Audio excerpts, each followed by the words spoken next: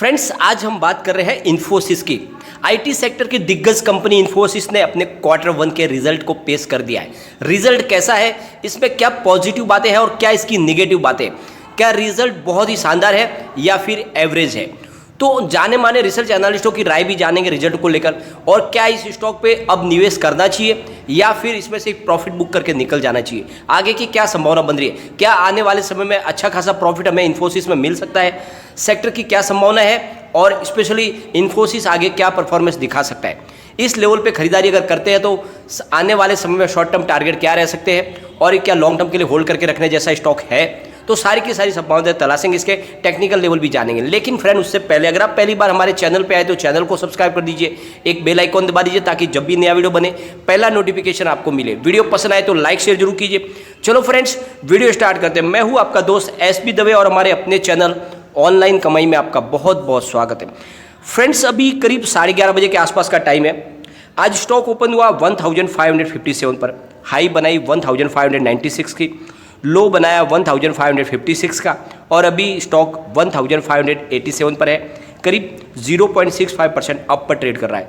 Positive माहौल बना हुआ है, रिजल्ट अच्छा है और रिजल्ट के हिसाब से इसमें तेजी का माहौल भी बना हुआ है।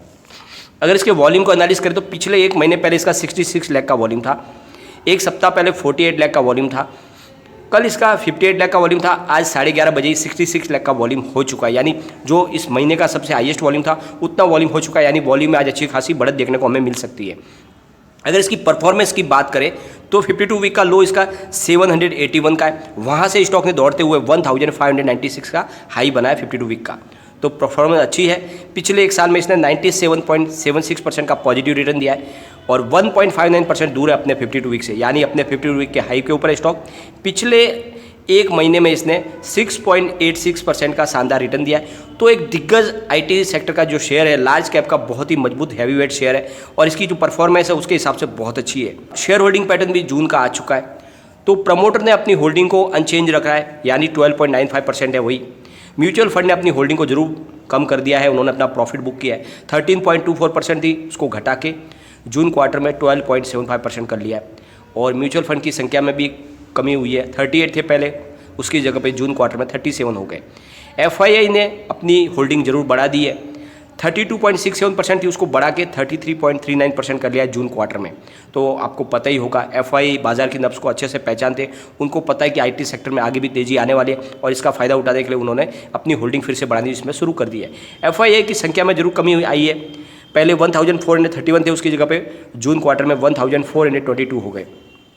इंस्टीट्यूशनल इन्वेस्टर ने अपनी होल्डिंग को घटाई है, उन्होंने अपना प्रॉफिट बुक किया है। 55.77% थी क्वार्टर 4 में, उसको घटा के 55.37% कर लिया है क्वार्टर 1 में। और फ्रेंड्स, इसके टेक्निकल लेवल की अगर हम बात करें तो फिलहाल बुलिश बने हुए, आगे स्टॉक बहुत अच्छी परफॉर्मेंस दिखा सकता है, तेजी का वातावरण बन सकता है। और फ्रेंड्स, अब हम इसके चलेंगे इसकी रिपोर्ट के ऊपर, आगे क्या संभावना बन रही है, कैसा है, ब्रोकरेज हाउस की क्या राय निकल के आ रही है स्टॉक को लेकर, क्या इसमें खरीदारी करनी चाहिए। तो फ्रेंड्स, आईटी सेक्टर के दिग्गज खिलाड़ी इन्फोसिस ने अपने जो नतीजे पेश किए वो मिले जुले हैं। कंपनी की डॉलर रिवेन्यू 4.81% रही है, लेकिन मार्जिन और मुनाफे के आंकड़े अनुमान से थोड़े कम रहे। कंपनी ने फाइनेंशियल ईयर 2020 के लिए रिवेन्यू गाइडेंस 2% बढ़कर रही है और बढ़ाकर 14 से 60% किया है। देश की दूसरी सबसे बड़ी आईटी कंपनी इन्फोसिस ने 14 जुलाई को अपने जून तिमाही के नतीजे पेश कर दिए हैं। फाइनेंशियल ईयर 2022 की पहली तिमाही में कंपनी का net profit year on year basis पर 22.7% बढ़कर 5195 करोड़ रहा है। पिछले साल इसी तिमाही में कंपनी का नेट प्रॉफिट 4233 करोड़ रुपीज़ था और क्वार्टर के आधार पर देखें तो मार्च 2021 में, तिमाही के आधार पर देखें तो मार्च 2021 में इन्फोसिस का नेट प्रॉफिट 5078 करोड़ रुपीज़ था। कंपनी की consolidated I year on year basis पर 18% बढ़कर 28,986 करोड़ हो गई है और एक साल पहले ये 23,665 करोड़ थी।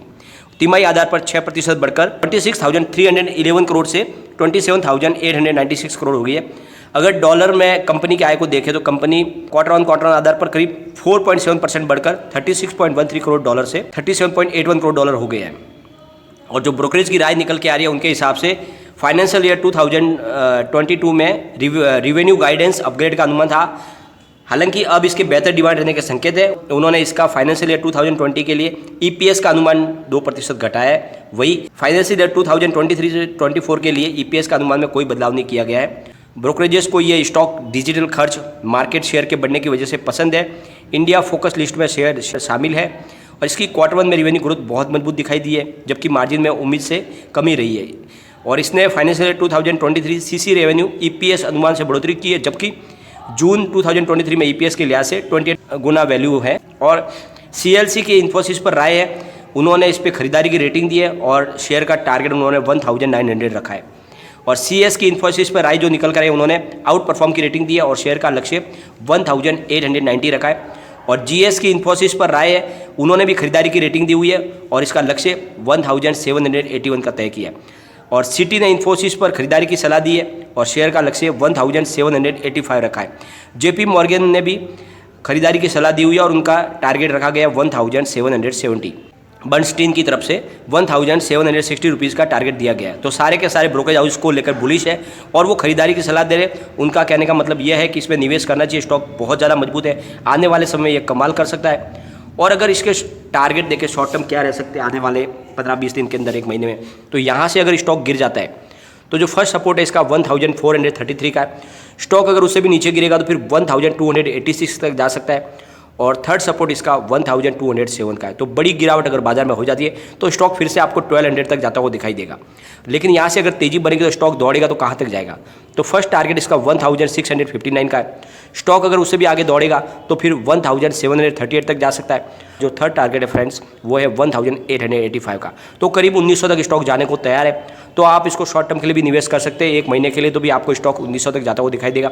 और इसको आप लॉन्ग टर्म के लिए होल्ड कीजिए, ये स्टॉक बहुत ही अच्छा है। आईटी सेक्टर में इंडिया के अंदर ये सेकंड नंबर की सबसे बड़ी कंपनी है, आने वाले समय बहुत ज़्यादा कमाल कर सकती है। और जैसे कोविड का इफेक्ट अभी भी ख़त्म नहीं हुआ है, कोरोना अभी भी चल रहा है, कभी भी तीसरी वेव भी आ सकती है, इस वजह से आगे भी उसकी वर्क फ्रॉम होम की संभावना बनी हुई है। तो ऐसे समय में आईटी शेयरों में बहुत ज़्यादा तेज़ी का माहौल बना रहेगा। तो निवेश के लिए बहुत ही अच्छा स्टॉक है, इसमें आप निवेश करके रखें, ये आने वाले समय में आपको अच्छा खासा प्रॉफिट भी देगा और गिरावट में आपके जो इन्वेस्टमेंट है उसको सुरक्षित रखने की भी कोशिश करेगी। अगर आप लॉन्ग टर्म पोर्टफोलियो बनाते हो तो उसमें आपको आईटी सेक्टर का 1-2 स्टॉक तो रखना ही चाहिए। और उसमें भी बेस्ट स्टॉक जो है वो इस समय इन्फोसिस है, माइंडट्री है, हैप्पीएस्ट माइंड है और टीसीएस है, विप्रो है। इनमें से कोई भी 2 अच्छे स्टॉक आपको चुन के आपके लॉन्ग टर्म पोर्टफोलियो में रखने ही चाहिए, ताकि आने वाले समय में आपको अच्छा खासा बम्पर रिटर्न मिल सके। बहुत ही शानदार लग रहे। तो लार्ज कैप का एक स्टॉक लेना चाहिए आपको और एक मिड कैप का स्टॉक लेना चाहिए। तो लार्ज कैप के स्टॉक में आपको टीसीएस और इन्फोसिस में से एक आध चुनाव करना चाहिए और मिड कैप में से आपको माइंडट्री या हैप्पीएस्ट माइंड टेक्नोलॉजी में से एक आध स्टॉक लेके रखना चाहिए। तो ऐसे अगर आप पोर्टफोलियो बनाओगे तो आने वाले समय में आपको बहुत ही अच्छा रिटर्न भी मिलेगा और आपका निवेश भी सुरक्षित रहेगा। तो अपने हिसाब से आप निर्णय ले सकते हैं। लेकिन फ्रेंड, कोई भी इन्वेस्टमेंट करने से पहले अपने फाइनेंशियल एडवाइजर से एक बार एडवाइस ले ले या अपना खुद का रिसर्च करें, क्योंकि मैंने वीडियो आपके एजुकेशनल पर्पज़ के लिए ही बनाया। वीडियो पसंद आए तो लाइक शेयर जरूर कीजिए और चैनल को सब्सक्राइब कर दीजिए। Thank you.